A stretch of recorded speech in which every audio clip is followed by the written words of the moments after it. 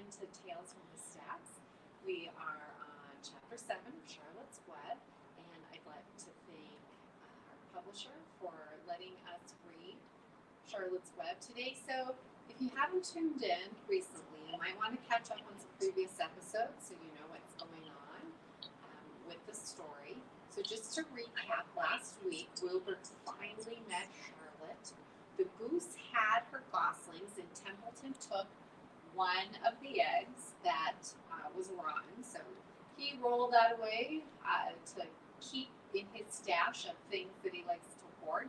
And it's summertime, so Fern has been visiting Wilbur almost every day. So let's pick up chapter 7 and see what's going to happen. And Lucky says hi. Okay, chapter 7, Bad News. Wilbur liked Charlotte better and better each day. Her campaign against insects seemed sensible and useful. Hardly anybody around the farm had a good word to say for a fly. Flies spent their time pestering others. The cows hated them, the horses detested them, the sheep loathed them. Mr. and Mrs. Zuckerman were always complaining about them and putting up screens. Wilbur admired the way Charlotte managed. He was particularly glad that she always put her victim to sleep before eating it. "It's real thoughtful of you to do that, Charlotte," he said. "Yes," she replied in her sweet musical voice. "I always give them an anesthetic so they won't feel pain. It's a little service I throw in." As the days went by, Wilbur grew and grew. He ate 3 big meals a day, and he spent long hours lying on his side, half asleep, dreaming pleasant dreams. He enjoyed good health, and he gained a lot of weight. One afternoon, when Fern was sitting on her stool, the oldest sheep walked into the barn and stopped to pay a call on Wilbur. "Hello," she said. "It seems to me you're putting on weight." "Oh, yeah, I guess I am," replied Wilbur. "At my age, it's a good idea to keep gaining." "Just the same, I don't envy you," said the old sheep. "You know why they're fattening you up, don't you?" "Oh," said Wilbur. "Well, I don't like to spread bad news," said the sheep, "but they're fattening you up because they're going to kill you. That's why." "They're going to what?" screamed Wilbur. Fern grew rigid in her stool. "Kill you, turn you into smoked bacon and ham," continued the old sheep. "Almost all young pigs get murdered by the farmer as soon as the real cold weather sets in. There's a regular conspiracy around here to kill you at Christmas time. Everybody's in on the plot. Lurvy, Zuckerman, even John Arabelle." "Mr. Arabelle," sobbed Wilbur. "Fern's father?" "Certainly. When a pig is to be butchered, everybody helps.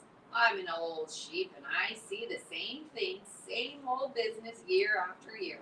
Arabelle arrives with his .22, shoots the—" "Stop!" screamed Wilbur. "I don't want to die. Save me, somebody, save me."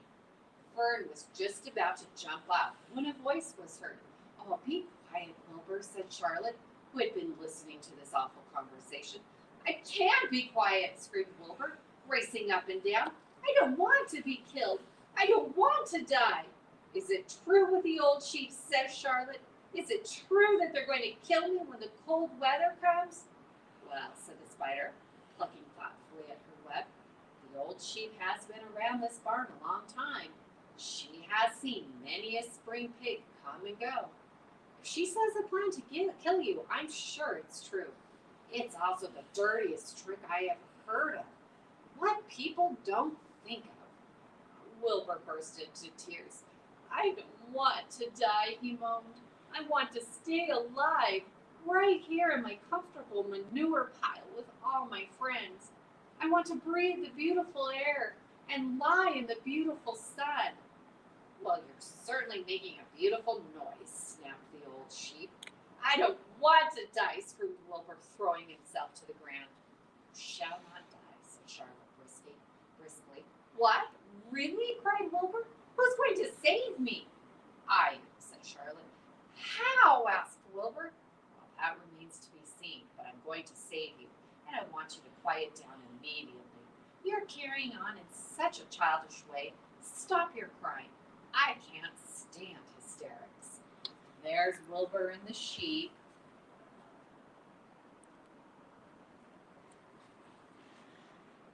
Chapter 8, A Talk at Home. On Sunday morning, Mr. and Mrs. Arabelle and Fern were sitting at breakfast in the kitchen. Avery had finished and was upstairs looking for a slingshot. Did you know that Uncle Homer's goslings hatch? Asked Fern. How many? Asked Mr. Arabelle. 7, replied Fern. There were 8 eggs, but one egg didn't hatch, and the goose told Templeton she didn't want it anymore, so he took it away. The goose did what? Asked Mrs. Arabelle, gazing at her daughter with a queer, worried look. Oh, she told Templeton she didn't want the egg anymore, replied Fern.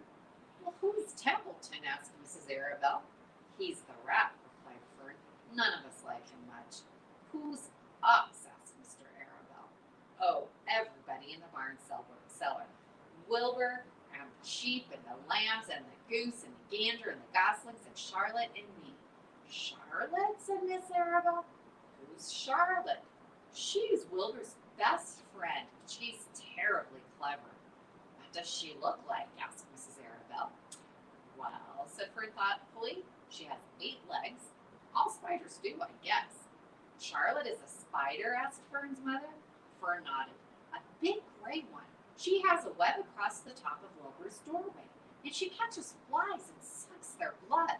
Wilbur adores her. Does he really? Said Mrs. Arabelle rather vaguely.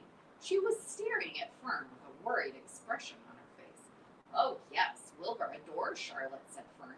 Do you know what Charlotte said when the goslings hatched? Well, I haven't the faintest idea, said Mr. Arabelle. Tell us.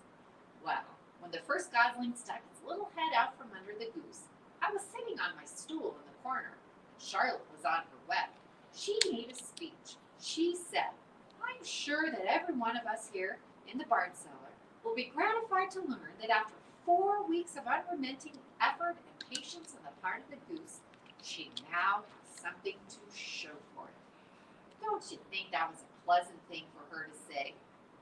Yes, I do, said Mrs. Arabelle. And now, Fern, it's time to get ready for Sunday school. And tell Avery to get ready. And this afternoon you can tell me more about what goes on in Uncle Homer's barn. Aren't you spending quite a lot of time there? You go there almost every afternoon, don't you? I like it there, replied Fern. She wiped her mouth and ran upstairs. After she left the room, Mrs. Arabelle spoke in a low voice to her husband. I worry about Fern, she said. Did you hear the way she rambled on about the animals, pretending that they talked?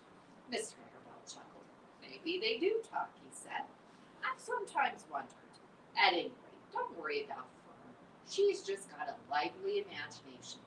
Kids think they hear all sorts of things. Just the same, I do worry about her, replied Mrs. Arabelle. I think I shall ask Dr. Doring about her the next time I see him.